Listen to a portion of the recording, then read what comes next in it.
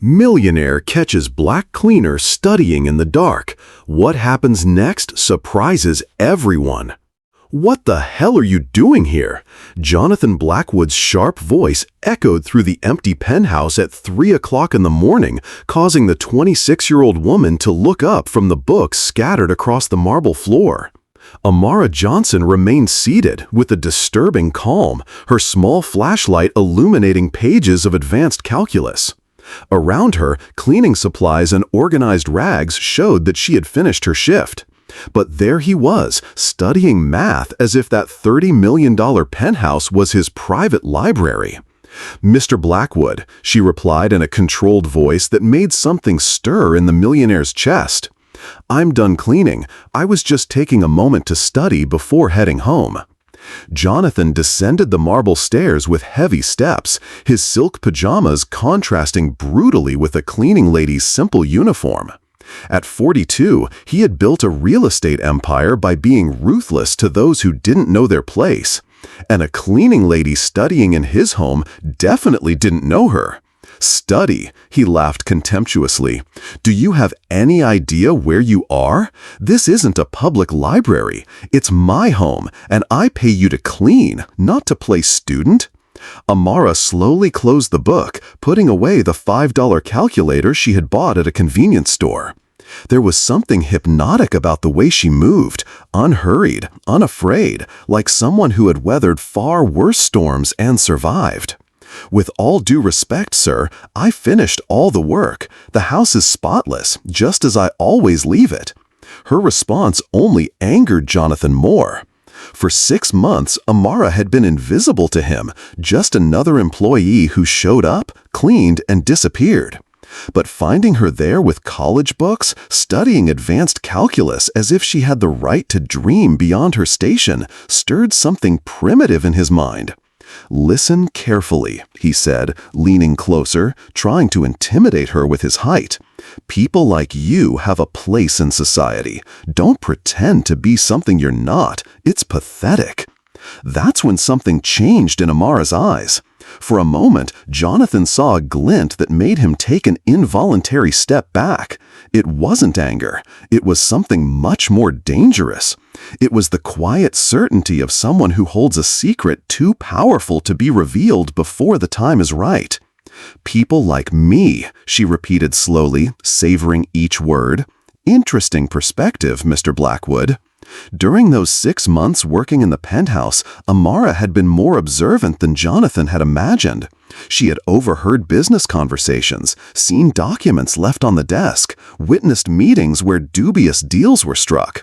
Information that an arrogant millionaire would never expect a mere cleaning lady to be able to understand, or, more importantly, methodically file away.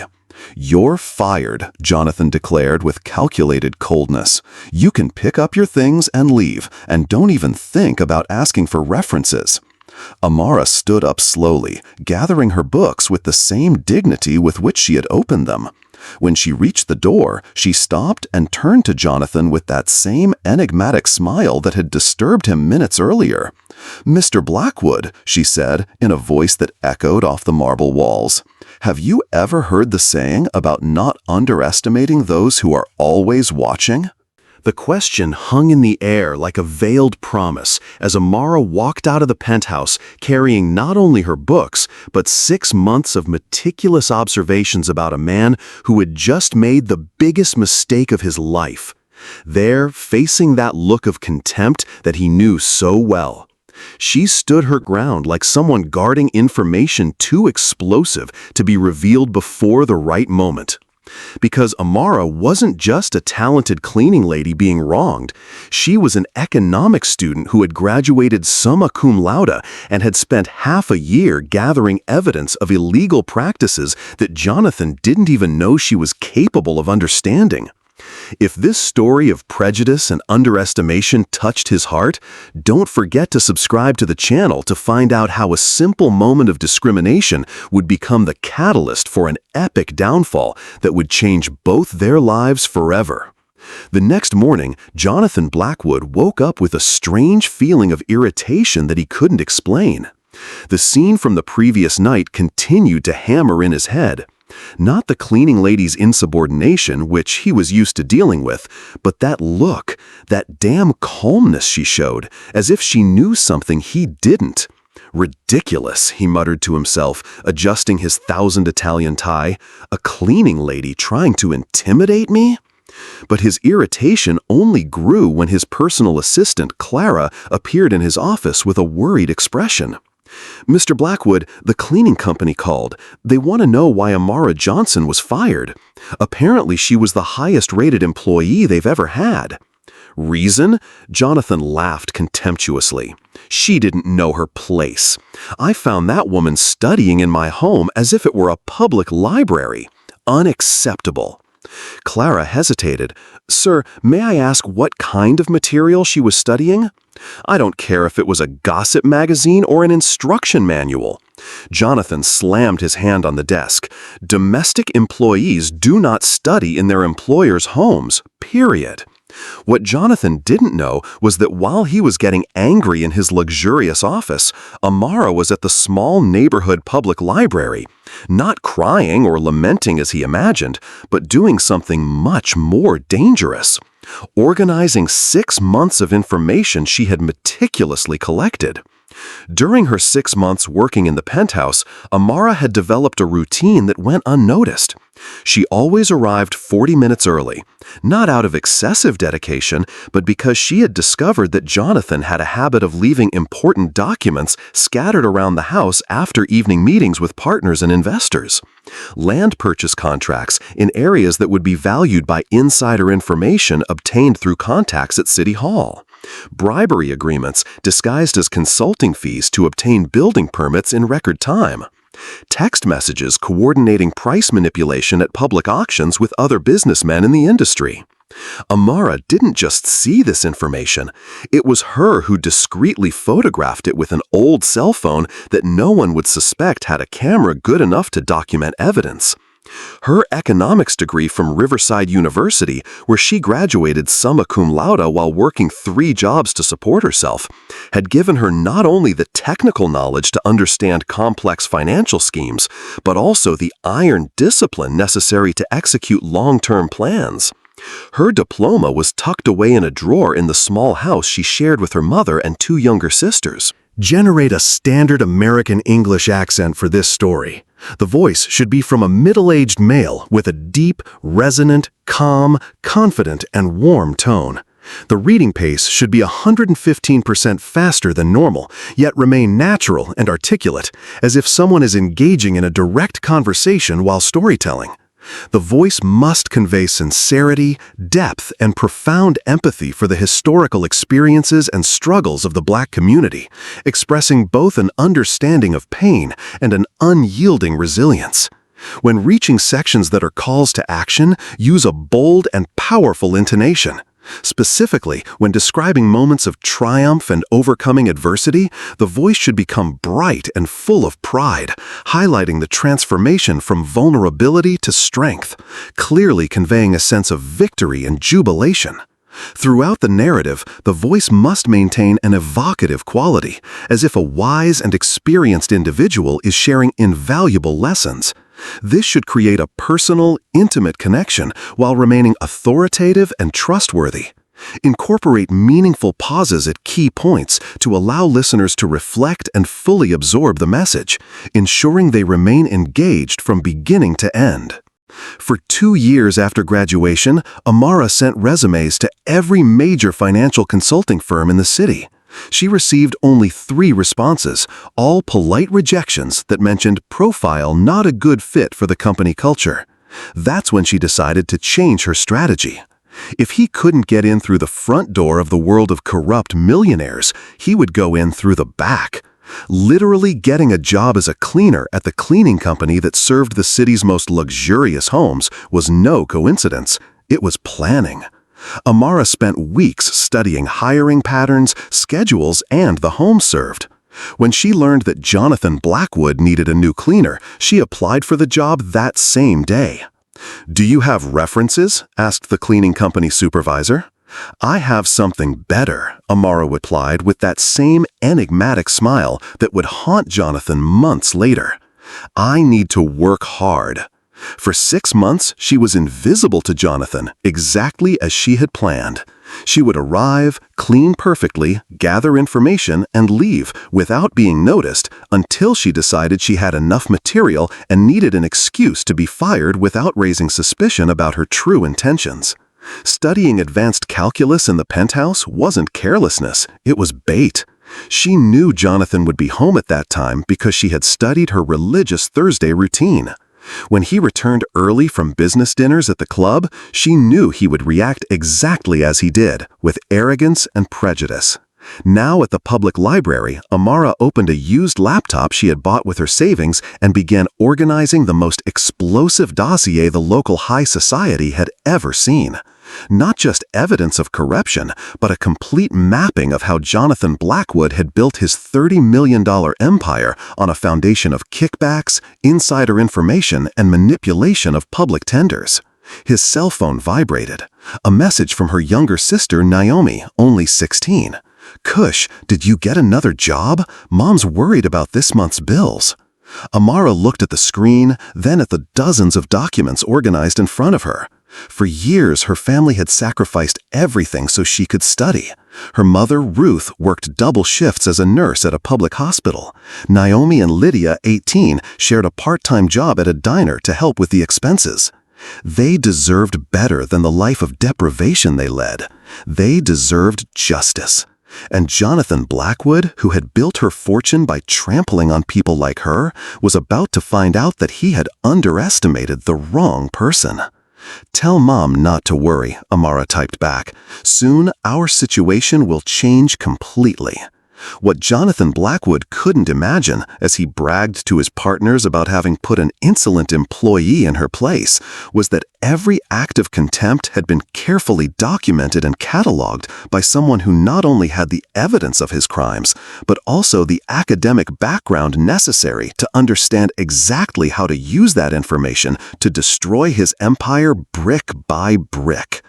Each new humiliation only strengthened something inside Amara that privileged men like Jonathan couldn't see. A silent force fueled by the very injustice they sought to impose, methodically building the sentence of those who believed themselves to be above the consequences of his actions. 3 weeks after her dismissal, financial reality hit the Johnson family like a hurricane. Amara's last paycheck had been used to buy high blood pressure medication for his mother, Ruth, and now there was only $43 left in her wallet. "Kush, did you get anything today?" asked Naomi, arriving home after another double shift at the diner. At 16, she had taken on responsibilities that no teenager should have to bear. "I'm still looking," Amara lied, quickly closing the notebook where she had organized the evidence against Jonathan. She couldn't tell her family about his real plan. They wouldn't understand why she was turning down cleaning jobs that came her way, waiting for the right moment to strike. Meanwhile, Jonathan Blackwood was living his best life. At the exclusive golf club where he met his members every Thursday, he told the story of the insolent cleaning lady as if it were a private joke. "You won't believe it," he laughed, gesturing with his 300 whiskey glass. "I found that woman studying calculus in my living room."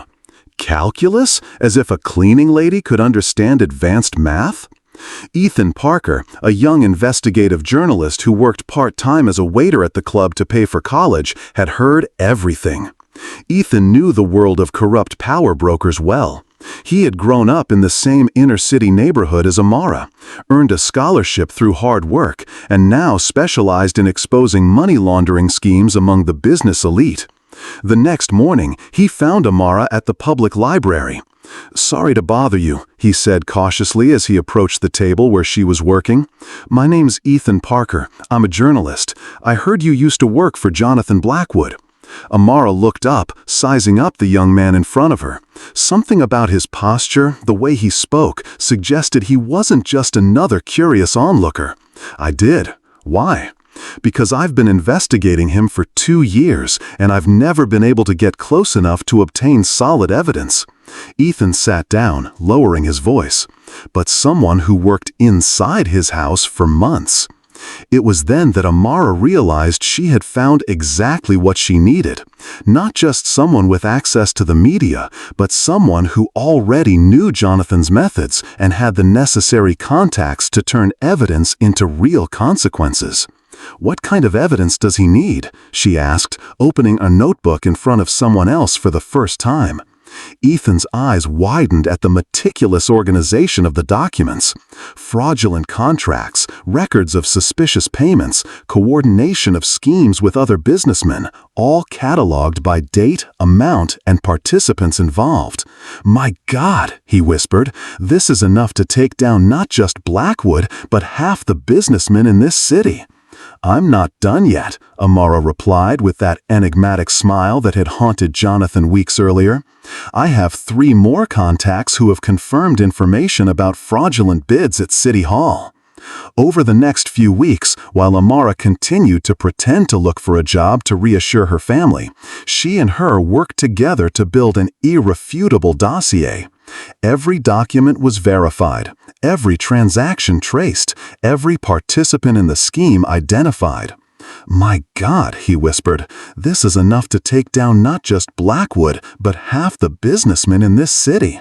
"I'm not done yet," Amara replied with that enigmatic smile that had haunted Jonathan weeks earlier. "I have 3 more contacts who have confirmed information about fraudulent bids at City Hall." Over the next few weeks, while Amara continued to pretend to look for a job to reassure her family, she and her worked together to build an irrefutable dossier. Every document was verified, every transaction traced, every participant in the scheme identified. "My God," he whispered, "this is enough to take down not just Blackwood, but half the businessmen in this city." "I'm not done yet," Amara replied with that enigmatic smile that had haunted Jonathan weeks earlier. "I have 3 more contacts who have confirmed information about fraudulent bids at City Hall." Over the next few weeks, while Amara continued to pretend to look for a job to reassure her family, she and her worked together to build an irrefutable dossier. Every document was verified, every transaction traced, every participant in the scheme identified. Jonathan, completely oblivious to what was coming, made his biggest mistake yet. During a meeting with investors in his penthouse, the same one where he had humiliated her, he was filmed by a security camera offering bribes in exchange for inside information on a public housing project. The irony was delicious. The same man who had looked down on Amara for studying was being recorded while conspiring to divert funds intended for people just like her. "We got it," Ethan said, showing Amara the recording. "With this, plus the documents you collected, we have enough material for a series of reports that will shake the entire power structure of the city." Amara stared at the screen, watching Jonathan gesticulate arrogantly as he explained how to manipulate public contracts. For a moment, she felt an almost physical satisfaction imagining her expression when he discovered he had been defeated by the inept cleaning lady he had so despised. "When do we publish?" she asked. "Next Monday. Front page of the newspaper, main website, simultaneous social media posts." Ethan smiled. "It'll be impossible to cover up or downplay." That night, Amara arrived home to find her mother waiting in the living room with that look only mothers have when they know something important is happening. "My daughter, you've been different, calmer, more determined. What are you planning?" Amara hugged Ruth, smelling the familiar scent of hospital disinfectant that always accompanied her mother after double shifts. "Mom, remember when you said that one day our situation would change? I remember that day has come.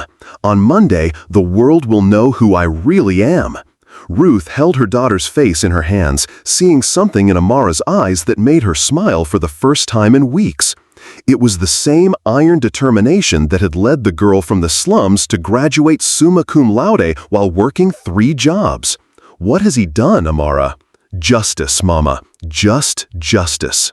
While Jonathan Blackwood slept peacefully in his $30 million penthouse, completely convinced that he had put an end to the problem of the insolent cleaning lady, Amara Johnson was putting the finishing touches on a revenge that would redefine not only their lives, but the entire power structure that men like he used to crush people like her.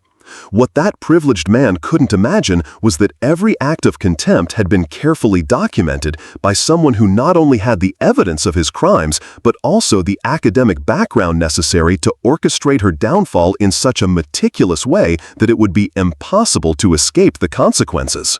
Monday, 6 in the morning, Jonathan Blackwood woke up to the insistent ringing of his cell phone. First, it was his personal assistant, then the company lawyer, followed by 3 different journalists, all talking at once about explosive reports and front page.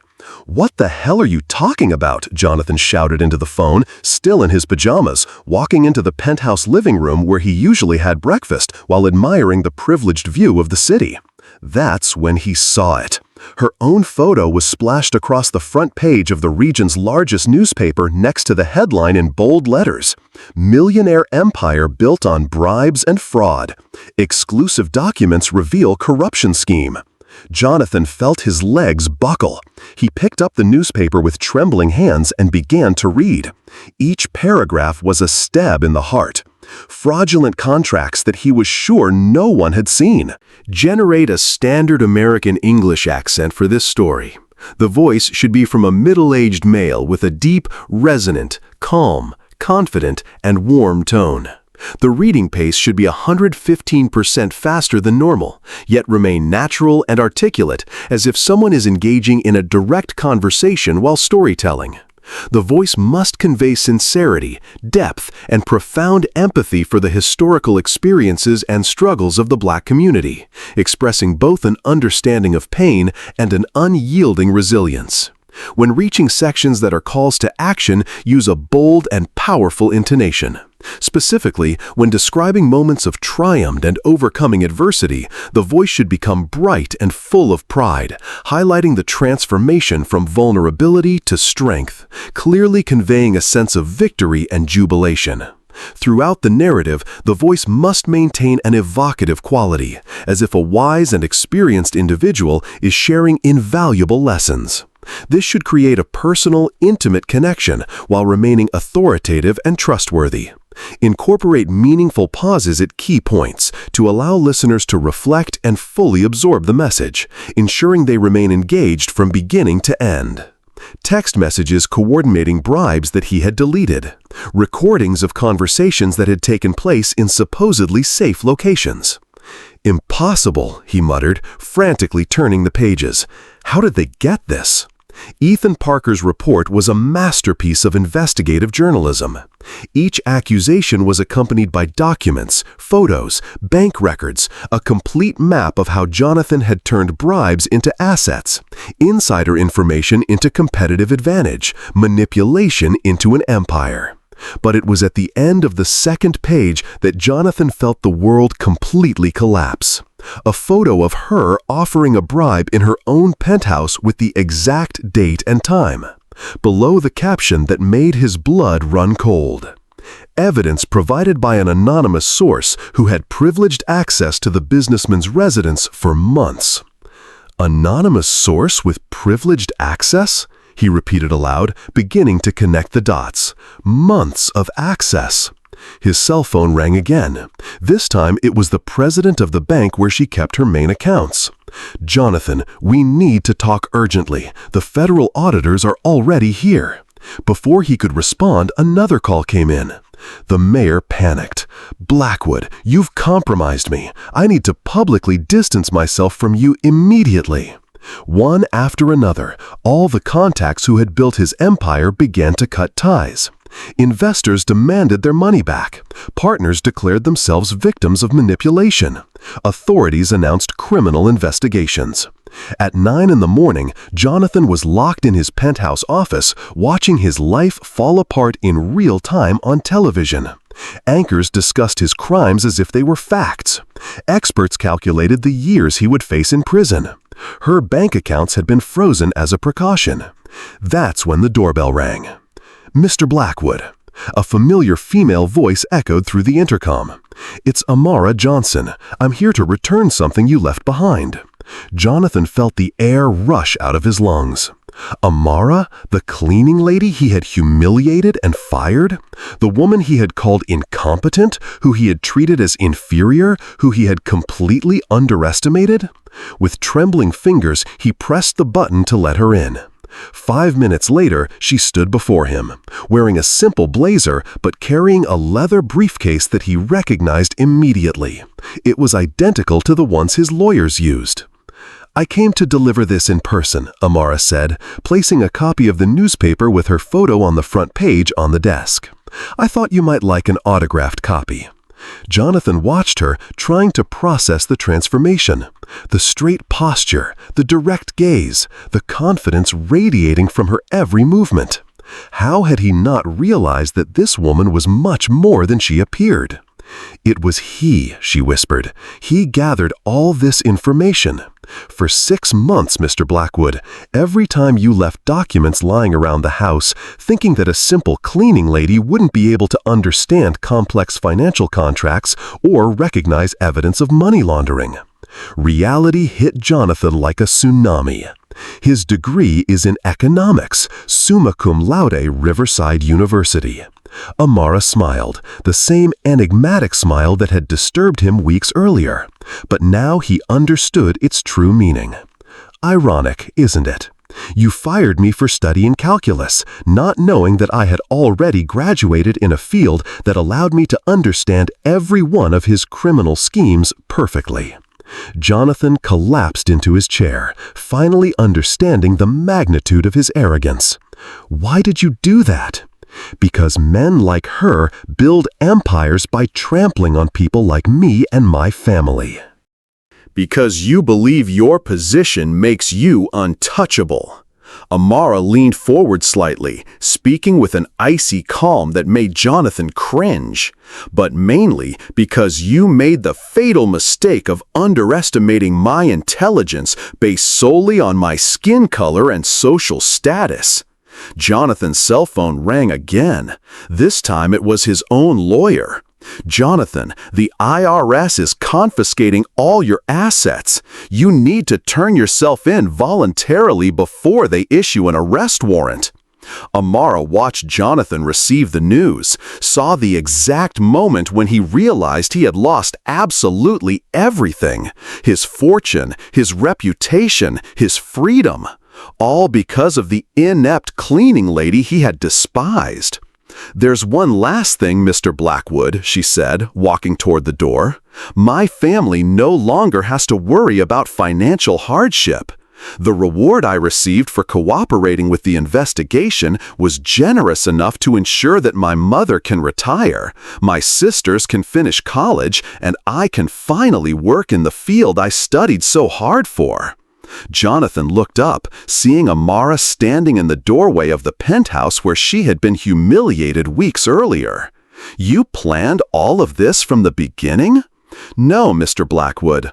I just prepared myself for the right opportunity, and she, with her arrogance and prejudice, gave me exactly what I needed to turn 6 months of careful observation into the evidence necessary to bring down his empire of lies." As Jonathan Blackwood faced the prospect of decades in prison and the total loss of everything he had worked for, Amara Johnson walked through the city with a quiet certainty of someone who had proven that intelligence and determination always defeat arrogance and prejudice, even when the battle seems impossible to win from the start. 6 months later, Jonathan Blackwood sat in a federal prison cell wearing an orange jumpsuit that contrasted starkly with the $3,000 suits he used to wear. Her sentence was 15 years for racketeering, money laundering, and active corruption. The $30 million empire had been completely dismantled, properties auctioned off, bank accounts seized, investments lost. The man who once looked down on a cleaning lady for not knowing his place now shared his space with criminals who treated him exactly as he had treated Amara, as someone inferior. Meanwhile, Amara Johnson was on her first day as a senior analyst at the largest financial consulting firm in the city. His office with a panoramic view was in the same building where Jonathan used to close his corrupt deals, but now she occupied a position 3 floors above what he had ever achieved. "Congratulations on the compliance report, Amara," said his supervisor, Dr. Collins. "Her analysis prevented the company from getting into a scheme similar to Blackwood's. You saved our reputation." The professional recognition was gratifying, but what really warmed Amara's heart was seeing her family thrive. Her mother, Ruth, had retired from the hospital and now spent her days tending to a small garden at the new house they had bought. Naomi was in medical school, supported by the scholarship Amara had secured through her professional contacts. Lydia was studying law, inspired by her older sister's story. "Kush, did you see this? Naomi came home a newspaper. The headline showed Jonathan being transferred to a maximum security prison after a fight with other inmates. The guy who humiliated his girlfriend isn't doing well in jail." Amara looked at the photo without feeling satisfaction or pity. "He brought this on himself, Jen. I just documented it." The real transformation was not only in Amara's life, but in how her story inspired others. Ethan Parker had won an investigative journalism award for his series on corporate corruption and now ran a foundation that helped young people from the inner city report injustices in the corporate world. During a lecture at the university where she graduated, Amara told her story to 500 economics students. "When that man told me that people like me had a place in society, he was right," she said, eliciting laughter from the audience. "Our place is where our competence and determination take us, not where prejudice tries to confine us." A student raised his hand. "How did you stay calm during the 6 months you were gathering evidence?" "Because I learned that anger without strategy is just noise, but anger with planning becomes justice." Jonathan, watching Amara's interview on the prison television, finally understood the magnitude of his arrogance. The woman he had called incompetent was now a consultant to 3 multinational companies, a sought-after speaker, and a leading figure in the fight against corporate corruption. Her former partners, who had laughed along with him when he told them about the insolent cleaning lady, now faced their own investigations based on the evidence Amara had provided to the authorities. The exclusive golf club where they mocked employees had lost half its members due to the scandals. "Every person we underestimate carries potential we can't see," Amara said in a final interview. Jonathan Blackwood believed that her social status defined her intellectual capacity. That arrogance cost her freedom and her fortune. The lesson resonated far beyond the individual story. Companies began reviewing their hiring practices. Universities created inclusion programs, and young people in the inner city came to see Amara's story as proof that where you come from doesn't determine where you'll go. He tried to destroy Ha, but he ended up destroying himself. Amara learned that true revenge is not getting back at those who hurt him, it's achieving the success his enemies could never imagine. If this story of transformation and justice resonated with you, subscribe to the channel for more stories that prove that intelligence and determination always win over arrogance and prejudice, no matter how impossible victory may seem at first. In the end, Amara's journey reminds us that true strength does not come from wealth, power, or titles, but from resilience, integrity, and the courage to believe in one's worth even when the world dismisses you. Her story is not only about bringing down corruption, it is about showing that even those society overlooks carry within them the power to reshape the future. Many of us at some point face situations where others underestimate us or judge us unfairly. It may not be in a grand penthouse, but in workplaces, families, or communities where our voices are silenced and our dreams dismissed. The lesson is clear. Silence in the face of injustice only protects those who abuse their power, while determination and quiet preparation can turn the tide. As the old saying goes, the squeaky wheel gets the grease.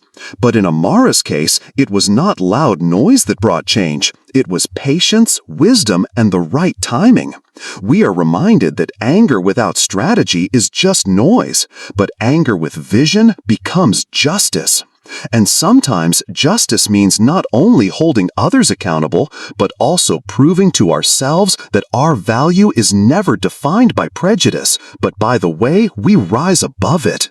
For anyone watching, may this story encourage you to face injustice with dignity, to stand firm against unfairness, and to believe that your place in the world is determined not by where you start, but by the strength of your character and persistence.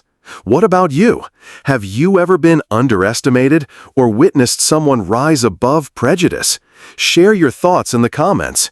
Give this video a like if it touched you, and subscribe to our channel for more powerful and thought-provoking stories. May peace, hope, and quiet strength accompany you after the storms of life.